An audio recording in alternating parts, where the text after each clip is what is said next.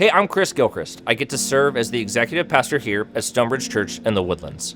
Welcome to Sunday Continued. This is where we keep the conversation going after Sunday, asking the questions we didn't get to, talking through what this actually looks like in real life, and figuring out how to live it out during the week. If you're new to Stonebridge or just exploring, we're so glad that you're here. Our heart is simple. It's to lead people to a real, healthy, and growing relationship with Jesus Christ. And if you're local to the Woodlands or Magnolia, we'd love to meet you sometime. We gather every Sunday at 9:30 and 11:05. Now let's dive in.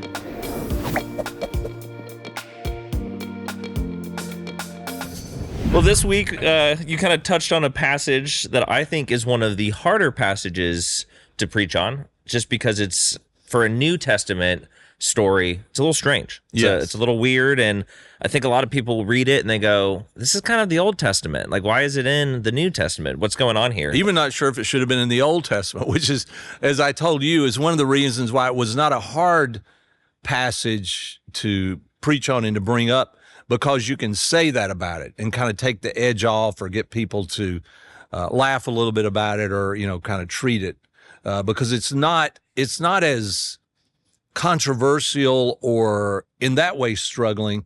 It's just kind of harsh. Yes. Then you're like, okay, so you gave an offering, but you didn't really honestly give the offering. You gave half of what you said you gave, and you didn't, and you die for it. Okay, man.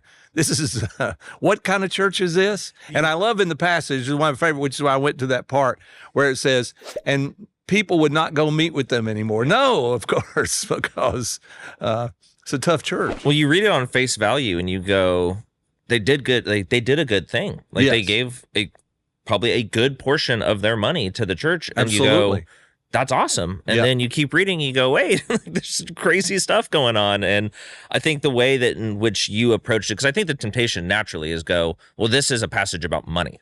And so that's what we need to preach on. It's a passage about generosity. And I think, sure, that's part of it, but I think it gets to a bigger problem, which is what you talked about on Sunday, which is integrity. Yeah. And I think in our times, integrity is kind of a weird concept and a weird thing to even talk about.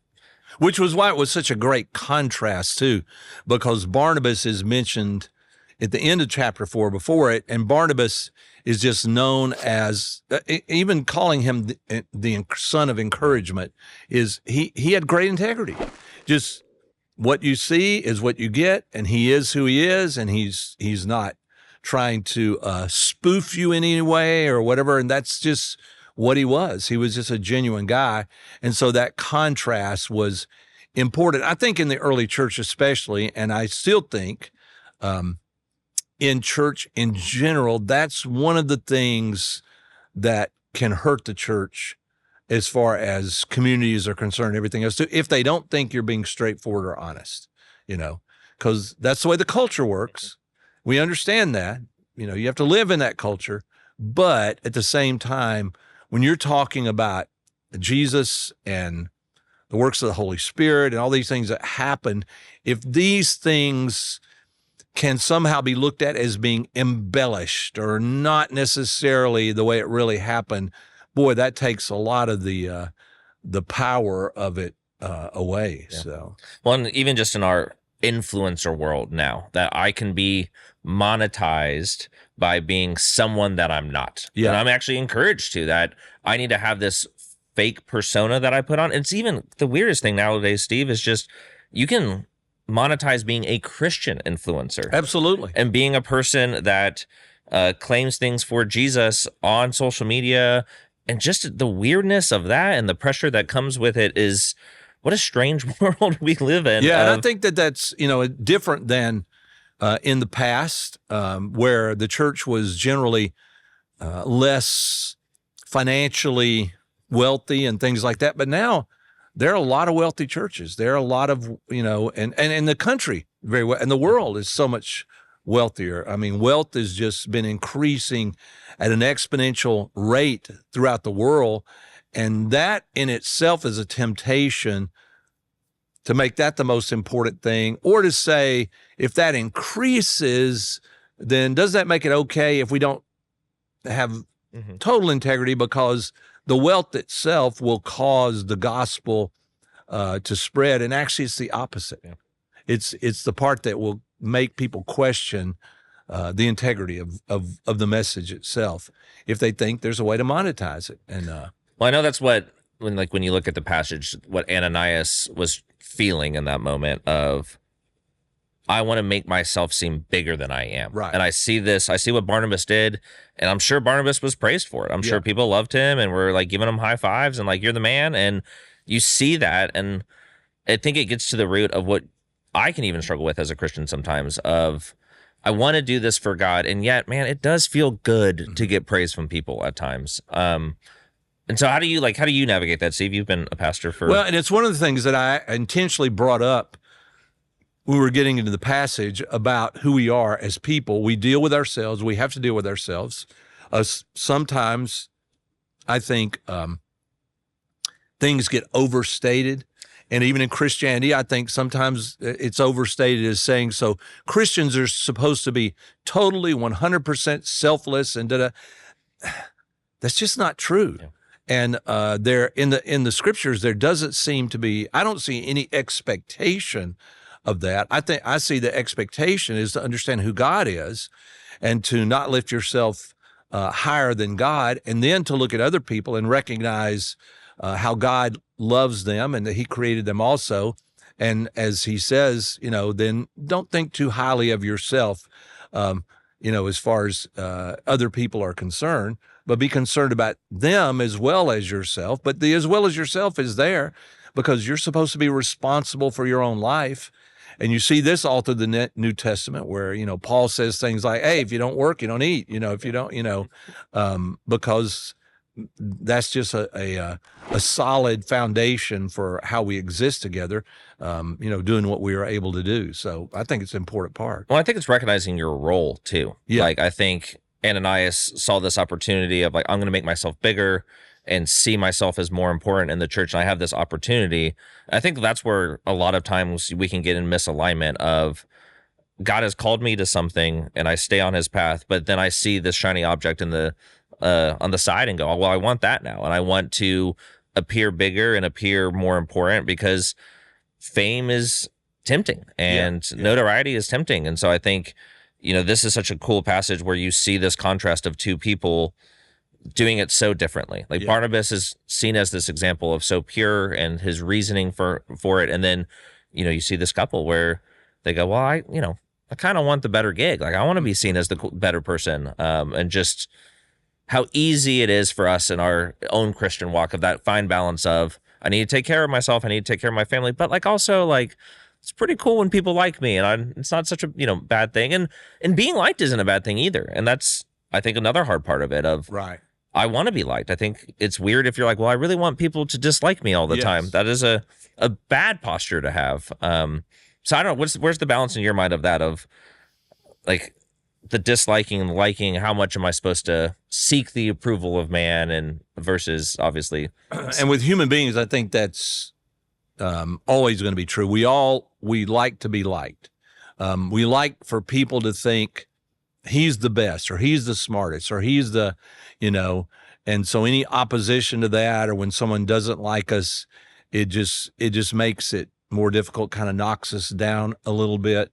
And I think then the tendency also, I didn't tell you this, so I was watching a reel, they're out there, and there was a guy who's basically saying this, which some of it, kind of what he says is kind of based on the truth, but I think he takes it too far. He's basically saying, because we've been made righteous by what Jesus did for us, we should always go about everything and act as if we are completely innocent and completely approved and whatever, even though he says, but I know but if we believe this, then we should never let anything change our belief and go after it as if, and I'm like, well, hang on. Yeah. Because again, you can sort of get yourself in a position where you lose your integrity, and that's never a good thing with people. I think it's one of the reasons that Jesus came as he was. He doesn't come as royalty, a prince. He doesn't have guards around him. There aren't soldiers walking with him everywhere. He's vulnerable in one sense. And yet, he does this to identify with us because it's where we are and how we look at our own lives. And if he comes for us, then he also understands what we go through, and he goes through the same things. And I know some people, I had a lady that when I was young, she helped raise us as Christians and teach. And so she didn't like the idea of any times Jesus was spoken of as being human. And she didn't like that because, no, he's God and he is. But that's what's so crazy about it in their world is, so God, heavenly royalty, puts on flesh and blood and comes and lives in our world the way we are. To me, I think that's necessary because it's hard to understand or to accept that I could be condemned if no one could do it. Sure. And he could. He could live a sinless life for a reason, and he could live a poor life, and he did for a reason, even though he wasn't poor. That's what keeps my integrity. Like, to move past the cross and to move past Jesus's humanity, I think is a giant mistake when it comes to keeping myself grounded. It's, I've heard that before. I've had people been like, oh, I don't like to talk about Jesus's humanity. And I'm like, that is crucial to our understanding of who we are and to the gospel itself, of that I have this great high priest who's able to empathize with my weaknesses, and therefore I can walk in light of that. I just think, it's a grounding for my faith to know that Jesus did that for me. Yeah. And when I look at the cross, like, it's really hard to be arrogant and to see. And he was still God. No, yeah. And one of the passages, I brought up was out of Philippians, where Paul talks about have this same attitude in yourself that was also in Christ Jesus. And he brought out that humility, but he ends that beautiful, poetic kind of saying of what he does and says, and for this reason, because he did lower himself and give himself for us, that he has the name that is above every name, so that at the name of Jesus, the day will come when every knee bows, every tongue confesses that he is Lord. So there's a reality of who he is, and that will be revealed. But when he was here on the earth, this was a time where he intentionally came for a purpose, for a reason. I think that's hard for us. In fact, I read a statement where someone was trying to put out that we need to understand or live for what is God's purpose for my life. And which is true, but at the same time, that's so big and so nebulous. Well, what does that mean? What is God's, Jesus knew who he was and what he came to do. And we are searching for who we are and what are we supposed to do. And the question is, how do we find that? And I think that's what the world is trying to work out. How do I find that? How do I discover that? I think that's man's biggest question, right? Yeah. I'm trying to figure out who I am in light of all of these things. And I think that's why so many people slip up in their integrity, is because I'm in this attempt to find my purpose. Right. And maybe my purpose is this, and I'm chasing after that, and then I feel the good of that, and I continue to go down that path. It's a hard question. Jesus was very clear. He knew his purpose. Yeah. And I think we know the broad sense of purpose. We know that we are called to be disciples who make disciples, but what does that mean for my work? What does that mean for my family? What does that mean, for my kids? And I think, the struggles of the world, I think, are how we can mess up our integrity. Yeah. Stephen, in your mind, like, what do you think the difference is between integrity and honesty? Because I think that's one of the things I think is hard to figure out of, like, should I just go tell everyone the entire, like, get on stage next week and just tell everyone what my struggles are right now? Do you think that'd be wise? And if you don't, are you really being honest? Probably not, Joni and I, my wife, that's one of our debates all the time, because Joni's very much, she's going to address things as they are. She's really good at that.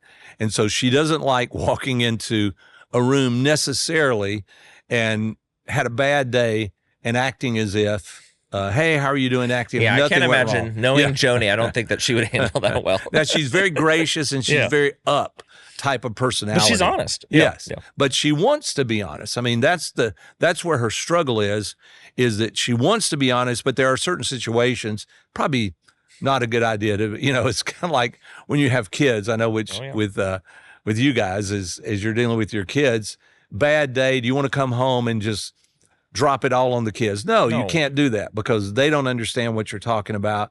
And that's not the role that you take on at that time. And so is that being dishonest? I don't think so. Well, I've been having to coach my son Rowan. He in kindergarten got the award for honesty. Okay. And so he's naturally, he wants to tell people the absolute truth. And so we've been having to navigate recently of like when his sister messes up, he's going to bring some honesty with that and trying to coach him through a little bit like, hey buddy, like it's what you did say is true. And it is it's not wrong in a sense. However, we didn't need to lay the hammer down again. She's already beating herself up or, just the... She didn't need any help in doing that. No, and he's just the type that... And I think that's true of most people. Most people don't need... I know there are people who think, well, they just need somebody to... But most people know their struggles, their faults, their way. Yes, do they want to live in an unrealistic world and not deal with those? Yeah, and there's that struggle of it. But most people know... they just don't know if they're cared for. And I think that, what you were talking about, even with Jesus, that's where the passage to me is always so striking in the first chapter of John, where he says, and he came as one who is full of grace and truth. And those seem to be contradictory types of thing. How can you be gracious and whatever, and yet, or you're not telling the truth. You should just be honest. And if you tell the truth, you're not going to be great, And in Jesus, that's what he embodied, both, and to their fullest, and that it could be carried out, and that's a pretty hard thing to do. You brought up the woman at the well. I think that is maybe one of the best stories where Jesus embodies both characteristics so well. Right. Of hey, he's being honest with this woman, with where she's at, and sees her and all of her struggles and shame, and yet comes to her with love and with grace and forgiveness. And I think, man, what a powerful message to send to the world around us, that when we can live in light of those two things and have integrity while we do it, I think that speaks volumes in today's world. Yeah. I think being a church that is about integrity, it says something so powerful to our culture. Right. But it's hard. It's not always the easiest thing to do. And it's, we're flawed, so we're going to mess it up all the time. But there's still which is why I think the passage is so important in the earliest part of the church being formed there too, because the fear part comes in. Mm-hmm. And I think that it was intentional. I think that that's exactly what God intended to say. If I am not being honest, straightforward, realistic about this, then there should be a fear that where's this going to go and what is this going to turn into? Because you don't really want to turn it into something that's a fantasy or a manufactured religion or something like that, when that might not be the reality. I remember I was listening to a guy that he was being interviewed and as a preacher. He was always real positive. And then they said, well, what happens though when someone believes and whatever, and then it doesn't turn out well? And he went, yeah, I know. And that was his answer. I was like, wait a minute. That is, It's not really quite an answer right there. But that's what happens is life is like that. It doesn't matter how good you are, how well you prepare, even though you should prepare, how well you try to say, okay, let me look at every situation. There's still a curveball or a turn in the road that's going to come that you were not prepared for. And again, you'll have to look back to God himself and say, God, how do I deal? And those are the moments that define our integrity, right? Yeah. Like it's those moments. It's really easy to have integrity when things are going well. Right. It's when those life and those curveballs happen of, am I going to respond in such a way that mimics Jesus, or am I going to try to do all of these things to prop myself up and to look good in front of people when we're confronted with our issues? And have to turn back to God and say, I don't understand. I don't know why this didn't work out the way I thought it was going to work out.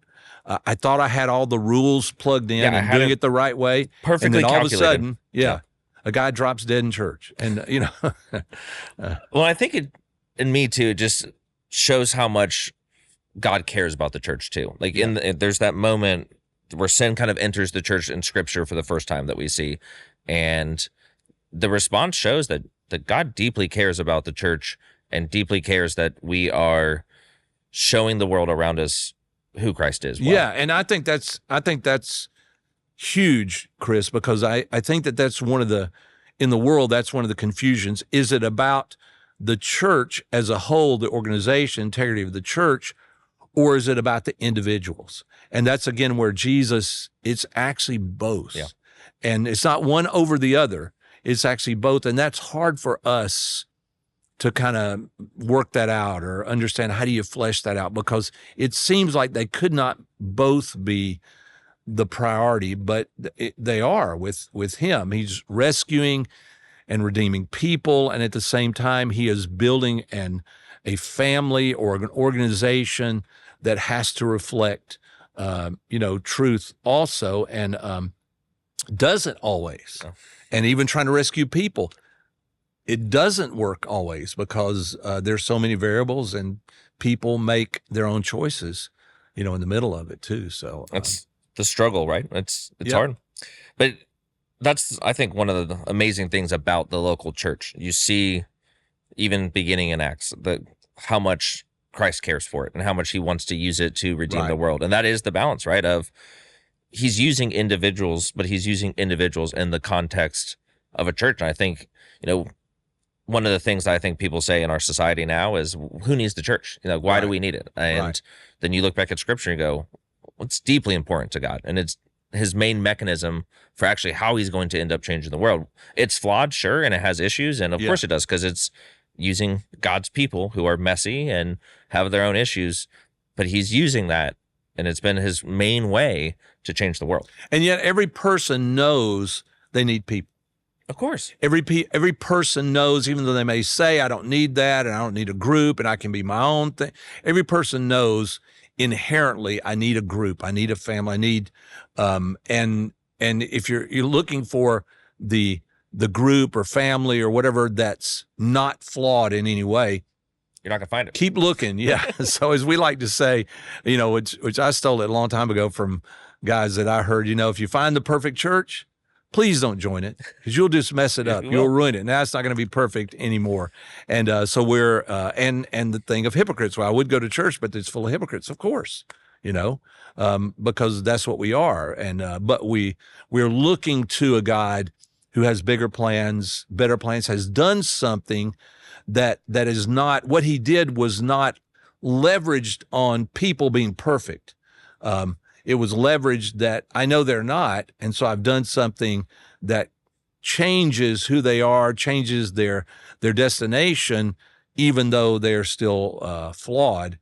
And that faith in God and that trust that he can do what we cannot do is, what we're built upon. I think it's the beauty of integrity in the world around us, is that when I project myself as perfect, that's not attractional at all. Right. Because if I see that as a person far from Jesus, I'm going to be like, well, you're a liar. Like, that's not, that's not true at all.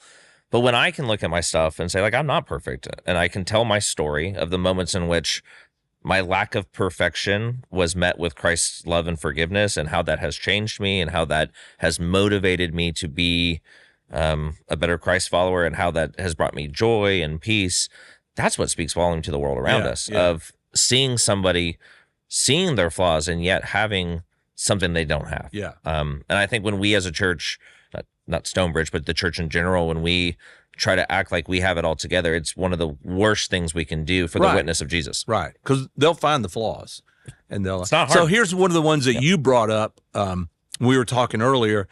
You talked about the struggle that we have trying to be perfect or find perfection in our own lives, and why that's such a struggle for us. Tell me where you see that as such a key component of people missing it or not understanding.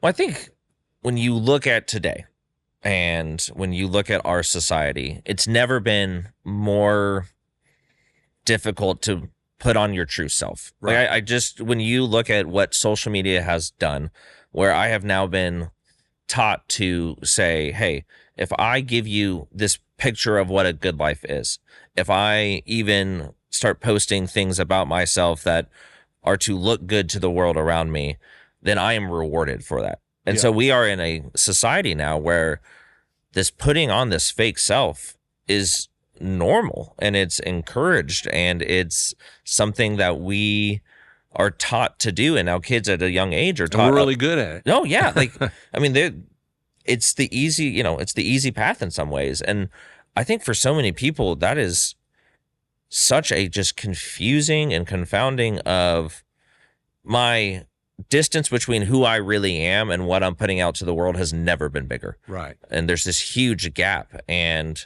Christ is in the middle of that, trying to say, like, no, be who you are, be who I created you to be, and live in light of what I've done. And I think that's one of the big things that people are having a really hard time with of how do I navigate this culture where I am told, put on this performance mentality, put on this mask. And when you do so, your life's actually going to be better. And because I'm going to give you a fake sense of community and a fake sense of friends. And here's some money to do it too. And it's even begun, like I said, to invade the Christian world even too, of I can now be an influencer where I post my quiet time for the whole world to see. And I can gain followers for that. It's strange times of how do I navigate integrity in light of all of those things. So as you have done that in your life, because you're a young guy who's gone through a lot of things, and also as you did that, what did you find was kind of the key directionally for you to say, this is who I am and this is what I need to be, knowing that that's not necessarily a job or whatever, but it does involve all those roles and things like that. I think one of the biggest things is having some sense of community. And I think for people to really know who I am, so that when I am drifting, they can look at me and be like, Chris, that is not who you are. Like, you are pretending. I don't know who you are right now, but that is not, that's what Brittany says to you. It's literally, I was going to say, the best thing that I ever did was marry somebody who would not let me settle for anything less than that. Right. Marry a counselor is maybe the best advice I could give someone. And honestly, that's a true friend. Yeah.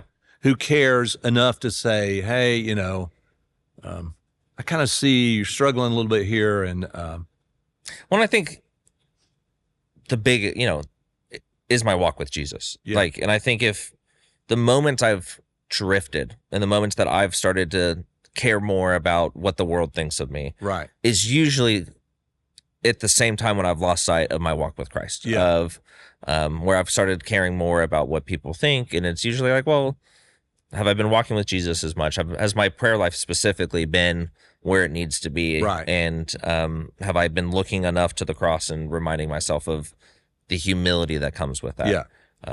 And I always see that as the basis, the foundation for the call, because people, a lot of times, because of what I do, they said, so when did you know, or did you feel the call?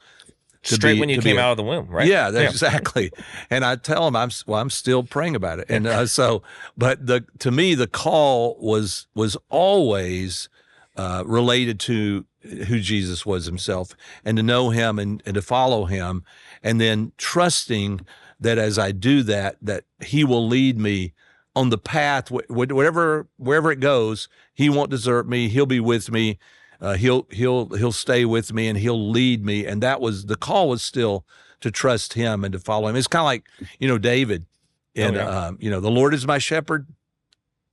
I shall not, he's not going to want for direction or difficulties or whatever, but the Lord would always be with him. And he knew that was going to be the foundation of everything that he did. I still think that's true. It's funny when people have asked me, like, for my call too, same kind of question. And in light of me growing up at Stonebridge, I think a lot of people are like, oh, you've always just been here, Chris. And right. I go, actually, if you would have told me when I was in college that you would call me back to this place, I would have laughed, because you weren't coming. Who wants to go back home and be at the church that they grew up in? That sounds awful. Yeah. It's great, but it sounds awful on the surface. Yeah. And it just is this continual moments of, hey, am I going to trust what God's put in front of me? And I think, we as pastors, that people can be like, oh, sure, it's more clear for y'all. It's not true, by the way, no, but you can pretend that. But it is, hey, are you going to step into the trust of where God's leading your family? Right. Are you going to step into trust of where God has you in your mission place, of where you work? And is that where God is calling you to in today's time? We all have a call. It's not exclusive to pastors by any means. Right. It's not. No, not at all. I would say people's calls are better than what we've been It called can to. be, Yeah.